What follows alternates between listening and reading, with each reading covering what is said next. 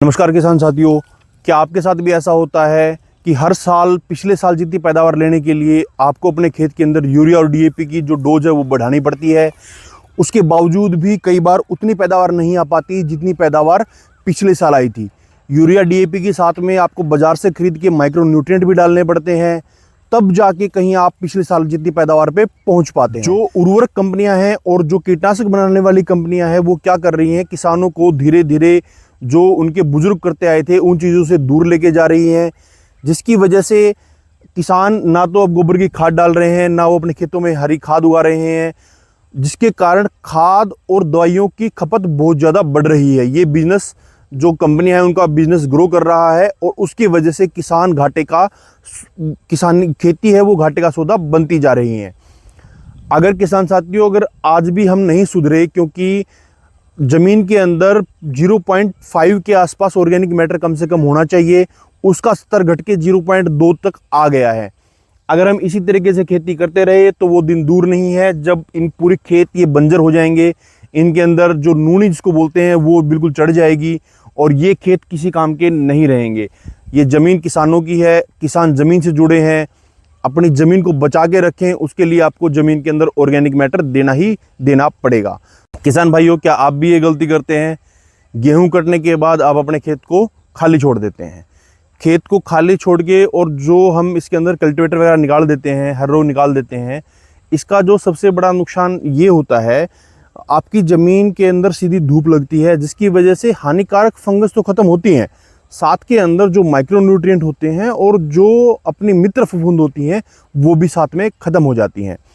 पहले जो हमारे बुजुर्ग होते थे, इस टाइम पे खेतों के अंदर भरपूर वो गोबर की खाद डाला करते थे, क्योंकि आज पशु किसानों के पास इतने नहीं है तो उतना गोबर का खाद हमारे पास अब नहीं बचा है।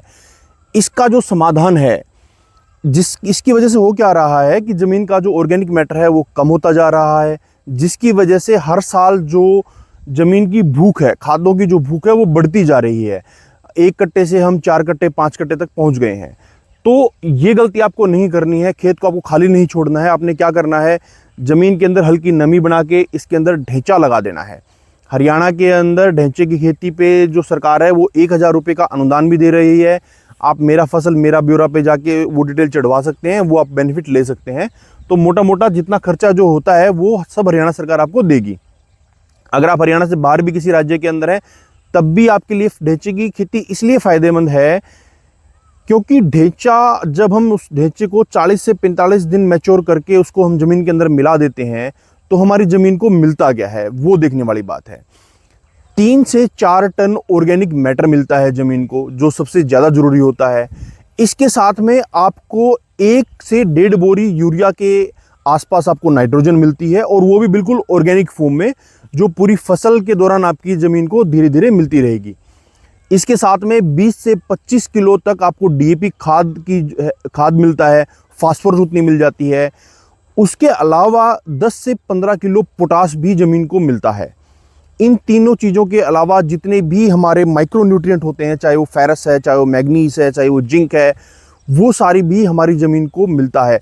तो ये जो खाली समय पड़ा है गेहूं के बाद और धान के बीच में, इसका सदुपयोग करें।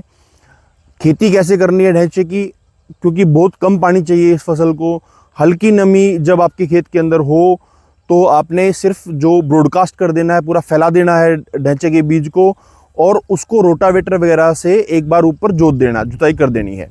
उसके बाद आप जब वो निकल जाए तो 10 दिन के बाद एक हल्का सिंचाई कर देनी है उसकी।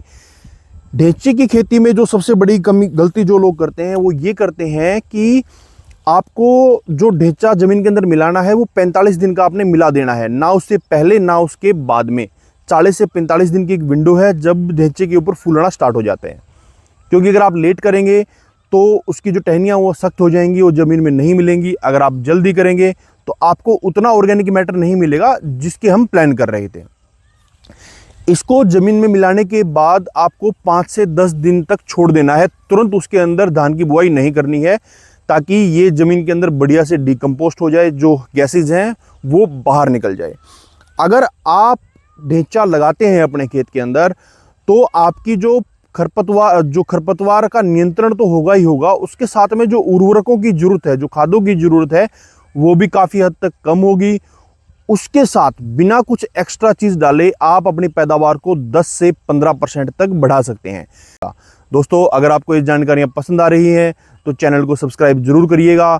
साथ में आप इस वीडियो को बाकी किसानों के साथ में शेयर कीजिएगा, ताकि किसानों को जो अरबों रुपए का जो घाटा होता है फालतू के फर्टिलाइजर डाल के, वो बच सके। धन्यवाद।